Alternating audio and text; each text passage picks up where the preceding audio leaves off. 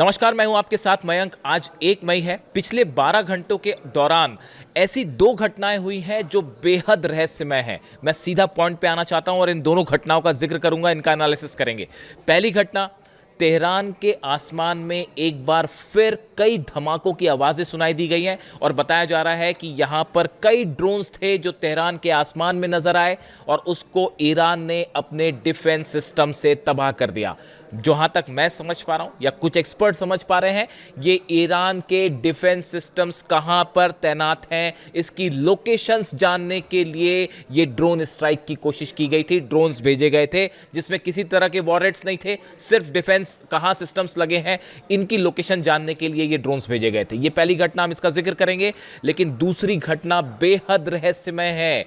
America के Newada desert में area 51 के पास चंद घंटों के अंदर 17 बार भूकंप आए हैं। 17 अर्थक्वेक्स, 17 अर्थक्वेक्स, जिसके बाद ये सवाल उठ रहे हैं कि क्या किसी तरह का कोई एटमी टेस्ट किया है डोनाल्ड ट्रंप ने, या फिर अमेरिका ने कोई ऐसे हथियार का टेस्ट किया है जिसकी वजह से ये भूकंप के झटके आए, और क्या इस ऐसे किसी हथियार का इस्तेमाल ईरान में होने वाला है। देखिए, पूरे अमेरिका में तमाम अखबार, तमाम न्यूज़पेपर, सोशल मीडिया में इस तरह की चर्चा छिड़ गई है। आखिर एरिया 51 जो इलाका है नेवादा डेजर्ट का, यहाँ पर अचानक 17 भूकंप के झटके कैसे आ सकते हैं? क्या ये किसी तरह का कोई टेस्ट था? और इस तरह के तमाम सवाल सोशल मीडिया पर उठाए जा रहे हैं। देखिए, इसके बारे में हम जिक्र करें, कल जैसा कि आप जानते हैं कि व्हाइट हाउस में एक बैठक होती है।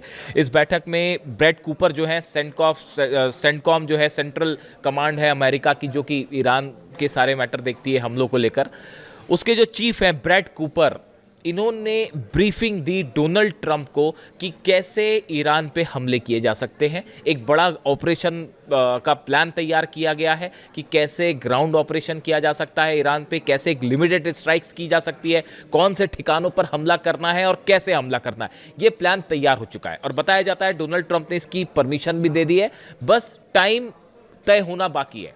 और ऐसा बताया जा रहा है कि अगले 48 घंटे बेहद अहम हैं और हो सकता है कि 48 घंटे के अंदर अमेरिका एक बार फिर हमला कर दे। ऐसी जानकारियां डिफेंस सर्कल में चल रही हैं। अब देखिए, बैठक होती है जिसमें जनरल डैन केन जो है चीफ ऑफ जॉइंट स्टाफ, वो भी शामिल थे। अमेरिका के तमाम बड़े मिलिट्री एक्सपर्ट इसमें शामिल थे और एक बड़ा सा प्लान तैयार किया गया है कि ईरान जो है अपनी बातों पर अड़ा हुआ है और वो किसी सूरत में अमेरिका के सामने झुकने को तैयार नहीं है, तो एक बार फिर ईरान पर दबाव डालने के लिए उस पर एयर स्ट्राइक की जाए। इस तरह का प्लान है। ये बैठक होती है, उसी समय अचानक ये खबर आ जाती है कि जो नेवादा डेजर्ट है अमेरिका का, यहाँ का एरिया 51 जो है, यहाँ पर भूकंप आता है। अब ये एरिया 51 जो है, ये अमेरिका के नेवादा में स्थित एक अत्यंत गुप्त सैन्य हवाई अड्डा, एयरफोर्स बेस है। आधिकारिक तौर पर इसका उपयोग उन्नत सैन्य विमानों और जासूसी तकनीकों के परीक्षण और विकास के लिए किया जाता है। हालांकि एलियंस और यूएफओ से जुड़ी गोपनीय रिसर्च को लेकर भी यहाँ पर तरह तरह की अफवाहें या खबरें सामने आती रही हैं। ये जो एरिया है, एरिया 51 जो कहलाता है नेवादा डिस्ट्रिक्ट में, नेवादा डेजर्ट में, ये बेहद रहस्यमय रहा है शुरू से। इसको लेकर तमाम दावे होते हैं कि अमेरिका यहाँ पर अपने तमाम नए फाइटर जेट्स का यहाँ पे टेस्ट करता है, या फिर जो सीक्रेट वेपन्स होते हैं उसकी टेस्टिंग यहाँ पे की जाती है। यहाँ पे एलियंस को लेकर बड़े बड़े दावे होते हैं कि भाई यहाँ पर जो है एलियंस को रखा गया है और यहाँ पर एलियंस से जुड़े प्रोजेक्ट्स चल रहे हैं। इस तरह की बातें आपने सुनी होगी, आप सर्च करिए एरिया 51, आपको तमाम चीज़ें मिल जाएंगी। अब होता यह है कि व्हाइट हाउस में एक बैठक चल रही है जिसमें तमाम सैन्य अधिकारी हैं, ईरान को लेकर प्लान तैयार किया जा रहा है। इसी बीच जो है खबर आ जाती है साहब कि 17 भूकंप के झटके आए और उसके बाद पूरे अमेरिका के मीडिया में ये सवाल उठने लगते हैं कि क्या हुआ। देखिए, पहले खबर जो चल रही है हम वो देखें। A sudden wave of seismic activity in the Nevada desert has once again put eyes on one of the most secretive military installations in the world. Over a 24 period at least 17 earthquakes ranging magnitude from 2.5 to 4.4 were detected within close proximity of Area 51। Area 51 के आसपास 17 भूकंप आए जो कि 2.5 से 4.4 Richter scale पर इनकी तीव्रता मापी गई।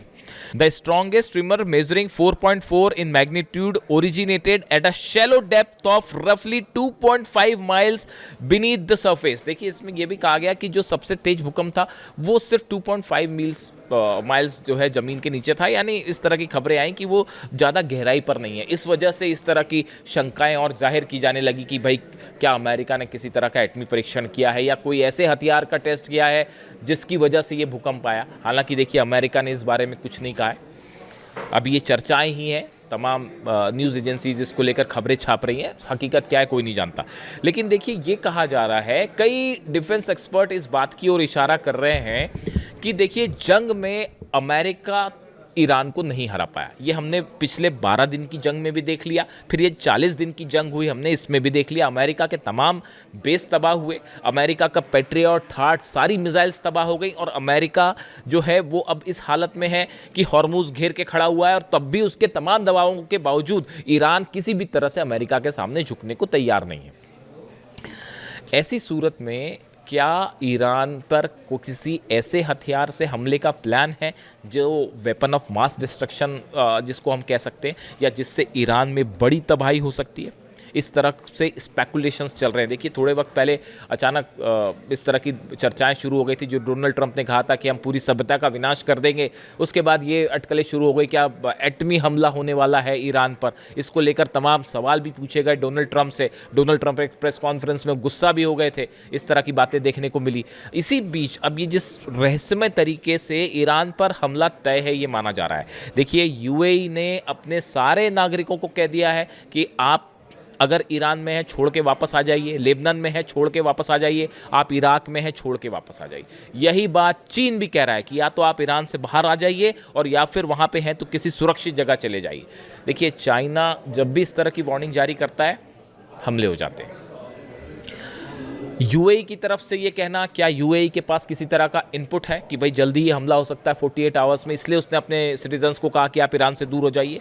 इसके अलावा आप देखिए जो ब्रैड कूपर है, सेंटकॉम के चीफ है, ये पिछली बार जब ये स्ट्राइक्स शुरू हुई थी 26 फरवरी को इनकी मुलाकात हुई थी डोनाल्ड ट्रंप से व्हाइट हाउस में, और उसके बाद 2 दिन 48 घंटे के अंदर हमला हो गया था। ब्रैड कूपर एक बार फिर मिले हैं डोनाल्ड ट्रंप से और हमले की प्लानिंग को लेकर मिले हैं, इसलिए भी शायद ये स्पेकुलेशन है कि 48 घंटे के अंदर स्ट्राइक हो सकती है। इस तरह की खबरें हैं। इजराइल से जो खबरें आ रही हैं आप वहां देखिए, बड़ी संख्या में 6500 टन हथियारों की खेप अमेरिका से इजराइल पहुंची है। ये मिसाइल्स हैं, अलग अलग डिफेंस सिस्टम्स हैं, थार्ड और पेट्रियट सिस्टम्स हैं जो पहुंच गए हैं, जिन्हें डिप्लॉय किया जा रहा है और बताया जा रहा है कि 48 घंटे के अंदर इन्हें डिप्लॉय कर दिया जाएगा।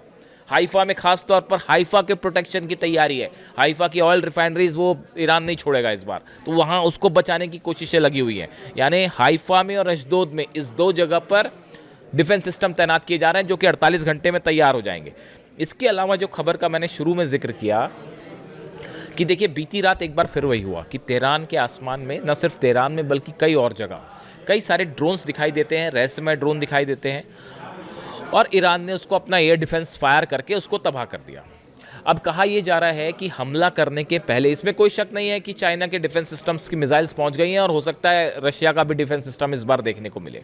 कहा यह जा रहा है कि अमेरिका ने हमला करने के पहले, अमेरिका और खास तौर पर इजराइल की सेना ये जानना चाहती है कि भाई किस किस लोकेशंस पर एयर डिफेंस सिस्टम्स लगे हुए हैं, ताकि उसको ध्यान में रखते हुए स्ट्राइक की जाए। इसीलिए ये ड्रोन स्ट्राइक थी। लेकिन बेहद हैरान करने वाली बात है कि ये तेहरान तक ड्रोन्स का पहुंचना, क्या ये ईरान के अंदर से इन्होंने ट्रेक ऑफ किया है ड्रोन्स ने? देखिए बड़ी संख्या में मोसाद के एजेंट मौजूद हैं ईरान में, जो ईरान लगातार कह रहा है कि तमाम गद्दार हैं, तमाम जासूस हैं जो कि मदद करते हैं इजराइल की। इस तरह के आरोप ईरान की तरफ से लगते हैं। तो अब ये अपने आप में चर्चा का मुद्दा है कि भाई ये ड्रोन्स जो हैं वो उस लोकेशंस तक पहुँचे कैसे, क्या इन्होंने ईरान के अंदर से ही टेक ऑफ किया गया था? ये इसको लेकर भी एक बड़ी अच्छी खासी चर्चा है। लेकिन नेवरदलेस ईरान ने अपना डिफेंस सिस्टम एक्टिवेट किया और कई जगह ये ड्रोन तबाह कर दिए गए। इसके बाद फौरन बाद जो है ईरान की तरफ से इराक के इरबिल में कुर्दिश लड़ाकों के ठिकानों पर बड़ी ड्रोन स्ट्राइक की गई और एक्सप्लोजिव, हैवी एक्सप्लोजिव थे इन ड्रोन्स में और शाहिद ड्रोन्स थे सीरीज़ के, और बड़ी स्ट्राइक हुई। इसमें कई कुर्दिश लड़ाके मारे गए हैं और अमेरिका से जुड़े वो ठिकाने भी कुछ निशाने पर रहे जहां पे अमेरिकी वेपन्स होने की खबरें थी। यानी एक बार फिर ये सिलसिला शुरू होने जा रहा है अमेरिका वर्सेस ईरान का। बड़ी नुकसान की खबर आई है कुर्दिश इलाके में जहाँ पर हमले हुए। इसके अलावा देखिए एक बड़ा डेवलपमेंट ये भी है, बताया ये जा रहा है कि अगले, जैसा कि मैंने कहा 48 घंटे के अंदर, इसके पहले मतलब ये डेडलाइन तय हो गई है ऐसा बताया जा रहा है। ऐसे डिफेंस सर्कल में चर्चा है कि 48 घंटे में एक बार फिर अमेरिका एयर स्ट्राइक कर सकता है। इसके अलावा एक खबर ये भी है कि एक और प्रपोजल पे चर्चा हो रही है, एक और प्रपोजल सामने आ गया है जिस पर शायद स्ट्राइक के पहले अमेरिका तक ये बात पहुंचाई गई है। किसी बीच में कोई देश कौन है अभी वो साफ नहीं है। यानी एक बार फिर यूरेनियम को लेकर या हॉर्मूज को लेकर एक बार फिर चर्चा का दौर सामने है। अब ये बैकडोर से चर्चाएं हैं, इसलिए अभी कुछ साफ नहीं है, लेकिन हालात ये हैं कि ईरान की तरफ से ये साफ कर दिया गया है कि यूरेनियम पर कोई बात नहीं होगी, न्यूक्लियर मुद्दे पर कोई बात नहीं होगी जो ट्रंप को मंजूर नहीं है, और ऐसे हालात में हॉर्मूज में मामला फंस गया है।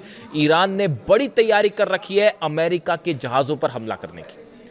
तमाम मिसाइल्स तैयार हैं, सुरंगों से मिसाइल्स निकाल दी गई हैं, और अगले वीडियो में मैं आपको बताऊंगा कैसे अमेरिका ने अपनी मिसाइल से ईरान की मिसाइल्स को काउंटर करने के लिए प्लान तैयार किया है। लेकिन फिलहाल हम अपनी बात तक सीमित रहें। अमेरिका में न्यूक्लियर टेस्ट को लेकर तमाम तरह के दावे और तेहरान के आसमान में धमाके रहस्य बने हुए हैं। इससे जुड़ा जो भी अपडेट होगा आप तक पहुंचाऊंगा। Thank you so much.